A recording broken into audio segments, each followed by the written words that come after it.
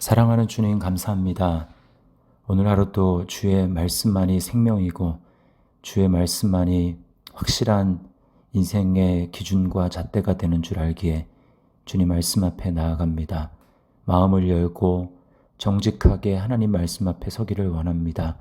주님, 진리의 빛을 비추어 주셔서 진리신 하나님의 말씀을 바로 깨달을 수 있도록 인도하여 주시고 그 안에 주의 음성을 들으며 믿음으로 반응할 수 있도록 주님 역사하여 주시옵소서. 그래서 속기 쉬운 또 진리를 외면하고자 하는 나의 마음이 다시금 진리의 빛으로 환하게 밝아지게 도와주시고 이 세상을 밝히 보며 하나님의 뜻대로 행하며 살아갈 수 있는 한날이 될 수 있도록 인도하여 주시옵소서. 역사하실 주님 감사드리며 예수님의 이름으로 기도드리옵나이다. 아멘. 이 시간 찬송가 197장 은혜가 풍성한 하나님은 197장 함께 찬송하겠습니다.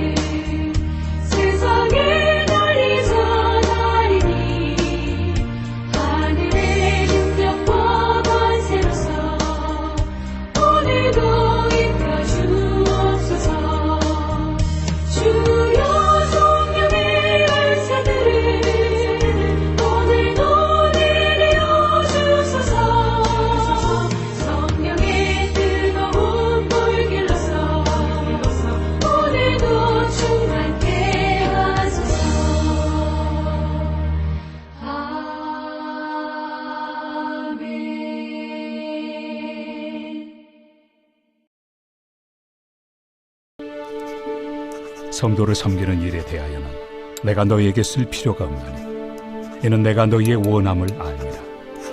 내가 너희를 위하여 마게도냐인들에게 아가야에서는 1년 전부터 준비하였다는 것을 자랑하였는데 과연 너희의 열심이 퍽 많은 사람들을 분발하게 하였느니라. 그런데 이 형제들을 보낸 것은 이래 너희를 위한 우리의 자랑이 헛되지 않고 내가 말한 것 같이 준비하게 하려 함이라. 혹 마게도냐인들이 나와 함께 가서 너희가 준비하지 아니한 것을 보며 너희는 고사하고 우리가 이 믿던 것에 부끄러움을 당할까 두려워하노라. 그러므로 내가 이 형제들로 먼저 너희에게 가서 너희가 전에 약속한 연보를 미리 준비하게 하도록 권면하는 것이 필요한 줄 생각하였노니 이렇게 준비하여야 참 연보답고 억지가 아니니라. 이것이 곧 적게 심는 자는 적게 거두고 많이 심는 자는 많이 거둔다 하는 말이로다.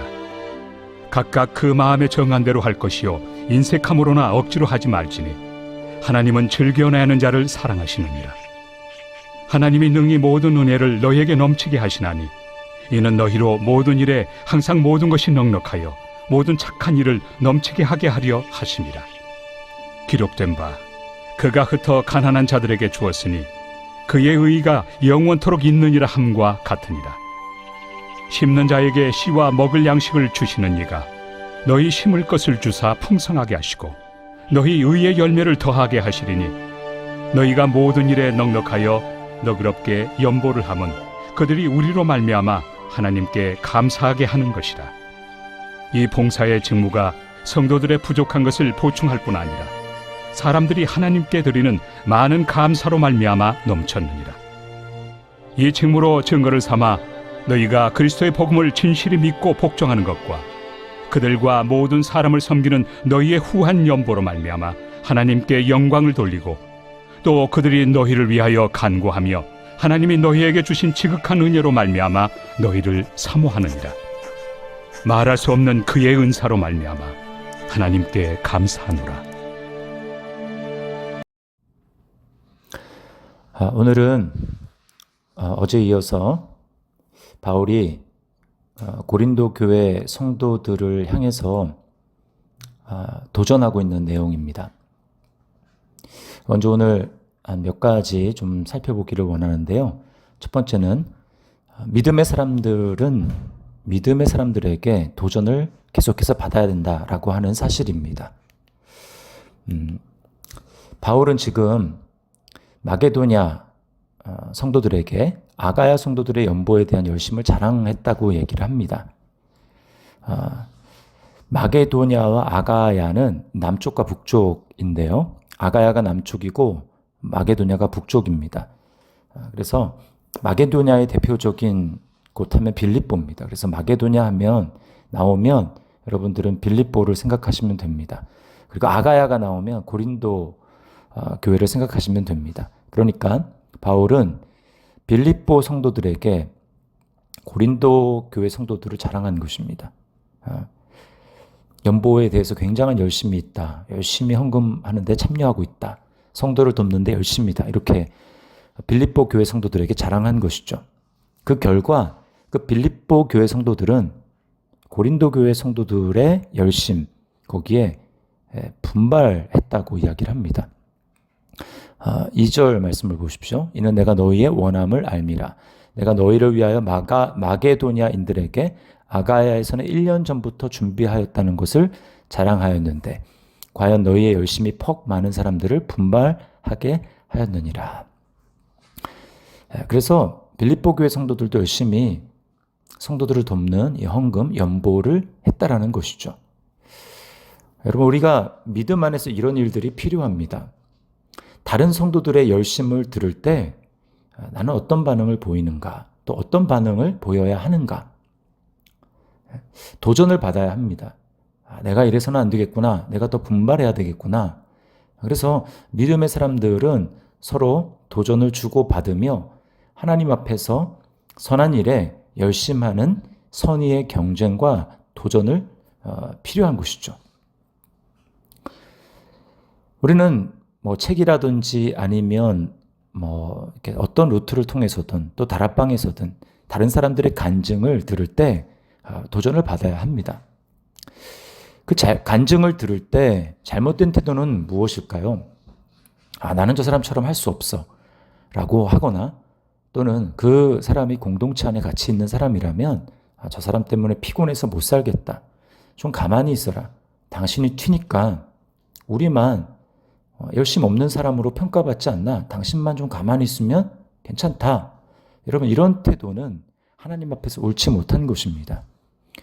공동체 전체의 침체와 하락을 가져오게 되는 것이죠. 여러분의 삶에서는 어떤 도전이 있어야 하겠습니까? 어떤 도전을 받아들여야 하겠습니까? 여러분에게 누가 도전을 주고 있습니까? 기도 생활에 있어서는 또 말씀에 순종하는 삶에 대해서는 겸손하게 섬기는 일에 대해서 또는 구제하는 일에 대해서 전도하는 일에 대해서 여러분에게 도전을 주고 있는 사람은 누구입니까? 우리는 신앙생활을 하면서 우물안 개구리식의 좁은 시각을 탈피해야 합니다. 지금 동시대를 살아가는 전 세계에 있는 형제 자매들의 모습을 보면서 우리는 도전받고 분발해야 하는 것입니다. 우리는 비록 문자적 의미에서 피를 흘려 순교하는 상황에 있지는 않지만 이슬람권에서 핍박받으며 신앙생활하는 성도들이 있고 북한이나 중국에서 지하교회 또는 가정교회에서 몰래 목숨을 걸고 신앙생활하는 사람들을 우리는 선의의 믿음의 경쟁자로 삼아야 하는 것입니다. 우리는 지금 편한 상황 가운데 있지만 그들을 보면서 도전을 받고 내가 지금 할 수 있는 상황에 최선을 다하는 그런 도전받는 모습이 필요한 것입니다. 오늘 마게도냐 즉 빌립보 지역에 있는 성도들이 고린도 교회 성도들의 이야기를 바울로부터 전해 들으면서 도전받는 그 도전, 그래서 열심을 내고 분발하게 하는 모습이 우리에게 있어야 할 것입니다. 또 우리는 누군가에게 그렇게 도전을 주는 사람이 되어야 할 것입니다. 두 번째는 하나님은 우리에게서 열매를 기대하신다라는 것입니다. 오늘 3절부터 6절 말씀까지, 5절 말씀까지 이것을 우리에게 얘기하고 있습니다. 바울은 고린도 교회 성도들에 대한 기대가 있었습니다. 그들이 연보에 대해서 열심히 내고 있는 그것, 그리고 지금 디도를 비롯한 2명의 형제를 총 3명이죠. 그들에게 이제 보냈는데 그 기대가 무산되지는 않을까 그런 마음이 있는 것이죠. 그래서 디도와 또 2 형제들을 보내서 준비를 한 것이죠. 그들이 가서 고린도 교회 성도들이 준비한 것, 말로 뱉은 것을 실행에 옮기는 것들을 보면 기뻐하게 될 것입니다. 반대로 말은 했지만 그들이 순종하거나 실행에 옮기지 않는 상황들을 맞닥뜨리게 된다면 매우 실망하고 또 피차간에 민망한 상황이 되겠죠. 저는 이 말씀을 보면서 바울이 고린도 교회 성도들에게 기대하는 모습이 곧 하나님이 이스라엘, 우리에게 성도들에게 기대하는 상황이라고 생각을 해봤습니다. 그렇게 묵상을 해봤습니다. 하나님은 구약에서부터 쭉 선택받은 자기의 백성, 이스라엘 백성들에게 기대하십니다. 그들을 구원하시면서 그들에게 열매를 기대하는 것이죠. 그래서 이사야에 보면은 이사야서에 극상품 포도나무를 심으셨다라고 말씀을 하십니다. 그만큼 하나님은 그들에게 하나님의 사랑과 은혜를 공급하시며 그들을 이끄신 것이죠. 우리를 생각해 보십시오. 우리의 모습을 생각해 보십시오. 열매 맺지 못하는 들포도, 먹지 못하는 들포도와 같은 나를 극상품 포도이신 예수 그리스도에게 접붙여 주셨습니다. 그래서 신약에도 뭐라고 말씀합니까? 예수님은 열매로 알겠다라고 말씀을 합니다. 또 서신서에서는 바울 사도가 뭐라고 얘기합니까? 두렵고 떨리는 마음으로 구원을 이루어 가라라고 우리에게 권면하고 있는 것입니다. 우리가 하나님 앞에 열심히 노력해야 되는 것이 바로 이런 모습이죠. 목회자로 제가 우리 성도들을 하나님 앞에 어떤 모습으로 세워야 할까요? 또 여러분은 하나님 앞에 어떤 모습으로 서야 할까요? 그것은 바로 하나님의 기대에 부응하는 것입니다. 성경적인 할 수 있는 모든 수단과 방법을 동원해서 우리는 열매를 맺을 수 있도록 해야 하는 것입니다. 우리가 주님 앞에 섰을 때에 많은 열매를 가지고 나아가서 주님으로부터 잘하였도다, 착하고 충성된 종아라는 그러한 칭찬을 받아야 할 것입니다. 주님은 우리에게 그것을 기대하는 것입니다. 4절을 한번 볼까요? 4절에서 혹 마게도냐인들이 나와 함께 가서 너희가 준비하지 아니하는 것을 보면 너희는 고사하고 우리가 이 믿던 것에 부끄러움을 당할까 두려워 하노라. 아마 그 디도와 함께 보냈던 형제 중에 뭐 한 사람 정도가 마게도냐에서 온, 즉 빌립보 교회 성도였던 것 같습니다. 그러니까 자랑했는데 실제로 아무것도 아니더라, 이런 말이 있을까 두려운 것이죠. 네. 자, 그러면 우리 하나님 앞에서 우리 또한 하나님이 우리에게 대해서 기대하고 계시는 그 기대에 부응할 수 있는 그런 삶을 살아야 할 것입니다. 자, 세 번째는 물질에 대한 지금 이야기를 계속 하고 있는데요. 바울은 이렇게 연보를 하는 것을 농부의 비유를 하고 있습니다. 심는 것의 비유를 하고 있습니다. 6절 말씀을 보세요. 이것이 곧 적게 심는 자는 적게 거두고 많이 심는 자는 많이 거둔다 하는 말이로다. 이야기를 합니다. 우리가 세 번째로 좀 살펴볼 것은 물질을 하나님께 심을 수 있는 것 자체가 바로 복이라는 것입니다. 몇 가지 이유가 있습니다. 그거 왜 복일까? 첫 번째는 하나님을 신뢰하는 믿음이 있다는 증거입니다. 내가 하나님을 위해서 물질을 드린다, 또 성도를 돕는 일에 물질을 사용한다 라고 하는 것은 하나님을 믿고 신뢰하고 있다는 증거입니다. 14절 말씀을 보실까요? 또 그들이 너희를 위하여 간구하며 하나님이 너희에게 주신 지극한 은혜로 말미암아 너희를 사모하느니라.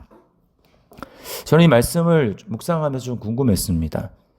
하나님이 너희에게 주신 지극한 은혜. 지금 헌금을 하고 있는, 연보를 하고 있는 사람에게 하나님이 너희에게 주신 지극한 은혜라고 이야기를 하고 있습니다. 이들이 잘 살아서가 아닙니다. 오히려 뭐를 복이라고 생각할까요? 내가 이렇게 어려운데 이런 도움을 좀 받았다. 다른 사람들로부터 도움을 좀 받았다.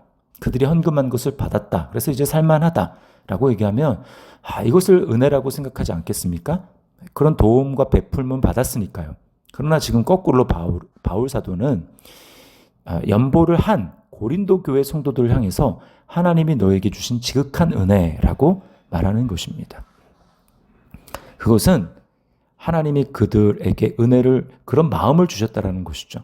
그렇게 마음을 주셔서 연보를 할 수 있는 것 자체가 아주 큰 은혜라는 것입니다. 드릴 수 있다라는 그 마음은 하나님의 큰 은혜를 받았다라는 증거입니다. 아무나 하나님께 그렇게 드릴 수 있는 것이 아닌 것이죠. 하나님을 신뢰하는 믿음이 있다라는 증거입니다. 그 자체가 복입니다. 그 마음이 복이라는 것이죠. 그런가 하면 또 왜 물질을 심을 수 있는 것 자체가 복입니까? 그것은 바로 하나님께 순종하여 복음을 고백하는 것에 대한 증거이기 때문입니다. 이것이 바로 증거예요. 13절 말씀을 보십시오. 이 증거로 증거를 삼아, 이렇게 얘기하죠. 이 증거라는 것은 연보를 하는 것입니다. 이 증거로 증거를 삼아 너희가 그리스도의 복음을 진실히 믿고 복종하는 것과 그들과 모든 사람을 섬기는 너희의 후한 연보로 말미암아 하나님께 영광을 돌리고, 이렇게 얘기하죠. 너희가 그리스도의 복음을 진실히 믿고 복종하는 것, 그것에 대한 증거라는 것입니다. 예수님이 하신 말씀을 기억하십니까? 주님은 하나님과 경쟁삼으로 삼은 것에 대해서 재물을 꼽으셨습니다. 그만큼 돈은 영향력이 있는 것이고 사람의 마음을 빼앗을 수 있는 것이라는 것이죠. 그것을 하나님께 드릴 수 있다는 것은 무엇입니까? 나는 재물의 지배를 받지 않고 있다. 나는 하나님께 순종하고 있다. 복음이 가장 귀한 것이며 나는 그 복음에 대해서 고백하고 있다. 그리고 그것을 삶으로 증거하고 있다라고 하는 것에 명실상부한 증거라는 것입니다. 그래서 물질을 드릴 것 자체가 지금 하나님께 순종하고 있으며 복음을 고백하는 것에 대한 증거라는 것입니다. 그러므로 복인 것이죠. 그리고 또 왜 물질을 심을 수 있는 것 자체가 복입니까? 그것은 열매를 거두게 하시는 하나님을 경험할 수 있기 때문에 그렇습니다. 8절과 10절 말씀을 보세요. 8절에 하나님이 능히 모든 은혜를 너희에게 넘치게 하시나니 이는 너희로 모든 일에 항상 모든 것이 넉넉하여 모든 착한 일을 넘치게 하려 하심이라. 네. 하나님이 모든 은혜를 넘치게 하시고 또 모든 일에 항상 모든 것이 넉넉하게 하신다라는 것입니다. 그러실 수 있는 하나님이고 실제로 그렇게 하시는 하나님이십니다. 그 하나님을 경험하는 거예요. 또 10절을 보세요. 심는 자에게 씨와 먹을 양식을 주시는 이가 너희 심을 것을 주사 풍성하게 하시고 너희 의의 열매를 더하게 하시리니. 네. 여기 진짜 심는 자에게 그렇게 이야기를 하죠. 우리가 바로 물질을 심는 물질의 농부라고 하는 것입니다. 자, 여기 잘 보세요. 심는 우리에게 하나님 뭘 주신다고 하십니까? 그냥 단순히 씨라고 얘기하지 않고 여기 나누어서 얘기하고 있습니다. 씨와 먹을 양식. 씨는 무엇입니까? 심어야 하는 것이죠. 그다음 먹을 양식은 내가 먹는 것입니다. 그러니까 여기서 기억해야 될 사실은 무엇입니까? 하나님이 우리에게 어떤 물질을 허락하실 때 그것은 반드시 심을 것이 있고 먹어야 될 것이 있다라는 것입니다. 다 먹으면 안 된다라는 것이죠. 반드시 하나님은 우리에게 심을 씨도 주신다라는 것입니다. 그러므로 나는 하나님께 드릴 것이 없다라고 말해서는 안 된다라는 것이죠. 하나님은 넉넉히 우리에게 먹을 양식뿐만 아니라 심을 씨도 주신다라는 것입니다. 그리고 또 어떤 열매를 거두게 하십니까? 의의 열매를 더하게 하시리니. 이 의의 열매라는 것은 어떤 열매입니까? 하나님 나라에서 받을 상급을 이야기하는 것입니다. 그 상급뿐만 아니라 이 땅에서는 하나님께서 물질에 대해서 계속 심는 대로 거두게 하시는 하나님의 축복을 경험하게 하시는 것입니다. 뿐만 아니라 그렇게 해서 하나님을 신뢰해서 계속 심게 되는 사람에게 하나님께서는 하나님 나라의 의의 열매, 즉 상급을, 면류관을 주시겠다라고 하는 것이죠. 여러분, 우리는 특별히 지금 재물의 영역을 살펴보고 있기 때문에 마지막 날 내가 이 땅에서 가지고 살아가던 돈, 재물이 어떻게 쓰였는지가 다 밝혀지게 될 것입니다. 특히 내가 헌금한 것이 어떤 식으로 선교 사역에, 구제 사역에 쓰였는지 다 드러나게 될 것입니다. 우리가 교회 헌금을 해서 그 모든 것들이 다 모아져서 또는 무명으로 해서 드렸다 할지라도 하나님께서는 다 기억하시고 그날에 다 밝혀지게 될 것입니다. 누가 그 혜택을 받았는지, 구체적으로 그것이 누구에게 갔는지. 그래서 혜택을 받은 사람은 그날에 그것을 깨닫고 하나님께 영광을 돌려드리고 우리에게 감사를 표하게 될 것입니다. 또 심었던 자에게는 하나님이 칭찬과 영광과 존귀를 얻게 하실 것입니다. 의의 면류관을 주실 것입니다. 그러므로 여기서 우리에게 하시는 그 말씀이 뭘까요? 기회 있는 대로 부지런히 심으라는 것이죠. 많이 심으라는 것입니다.